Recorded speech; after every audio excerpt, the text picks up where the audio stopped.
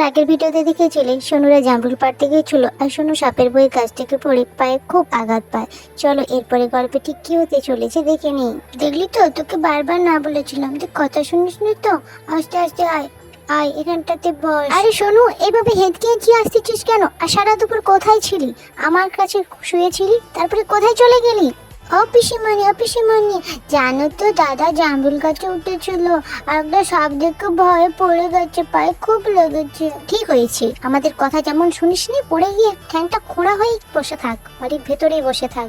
বাবাও বাড়িতে নেই, আমি তোকে ডাক্তারখানা নিয়ে যাবো না, থাক তুই এখানে এমন ভাবে পড়ে। আমি চললাম।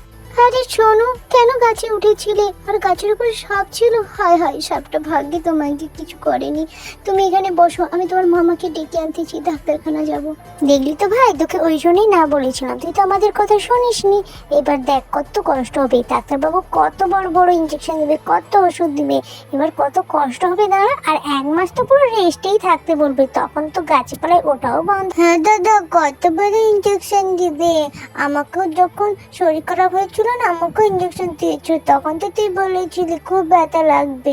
আমি দেখ ইঞ্জেকশন দিয়েছি, আজকে দেখবি তোকেও ডাক্তারবাবু ইঞ্জেকশন দিবে, খুব লাগবে দেখবি। হয়েছে, এবার জ্ঞান দেওয়াটা বন্ধ করো। জামরুল পারলে খুব একা খেত, তখন তোমরা সবাই ভাগ বসাতে, কিন্তু কষ্টটা এখন ও একাই পাচ্ছে। ঠিক বলেছো, জামরুল পারলে কি আমি একাই খেতাম? তোরাও তো সবাই ভাগ বসাতে। তাহলে এবার বুঝেছো তো, কষ্টটা কিন্তু ওরা কেউ নিচ্ছে না, তুমি কিন্তু একাই কষ্টটা পাচ্ছ, আর অন্যের জন্য কখনো উপকার করতে চেও না, দেখেছো তো।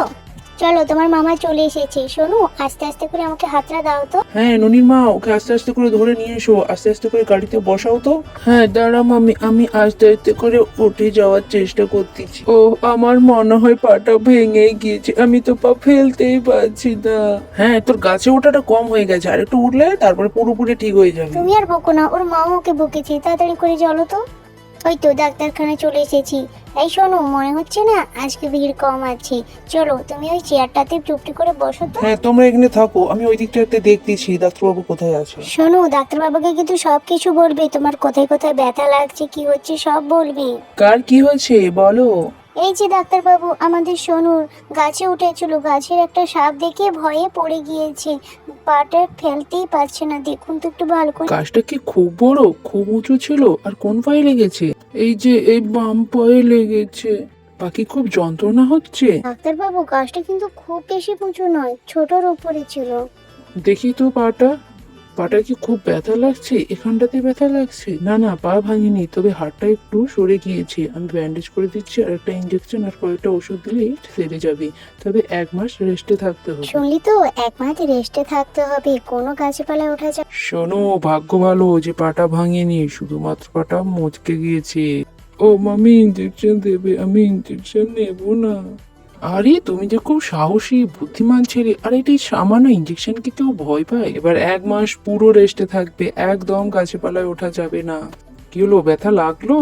আমি তো বুঝতেই পারলাম না, ইঞ্জেকশন দেওয়া হয়ে গেছে? হ্যাঁ, সেদিন তোমার বোনও তো ভয় পাচ্ছিল, তারপরে খুব সুন্দরভাবে ডাক্তারবাবু ইঞ্জেকশন দিয়ে দিয়েছিল। ঠিক আছে, এই ব্যান্ডেজটা করে দিচ্ছি। এই ব্যান্ডেজটা কিন্তু বেশি জলে ভেজাবে না, যতটা পারবে কম জল ঘাঁটার চেষ্টা করবে। হ্যাঁ ডাক্তারবাবু, ভালো করে বলে দিন, ছেলেটা খুব দুষ্টু, বাড়ি কারো কথা শোনে না। এবার শুনতে হবে, না হলে আরো 2-3টে ইঞ্জেকশন ফোটানো হবে। আর কয়েকটা ওষুধ দিয়ে দিচ্ছি, তুমি সুস্থ হয়ে যাবে।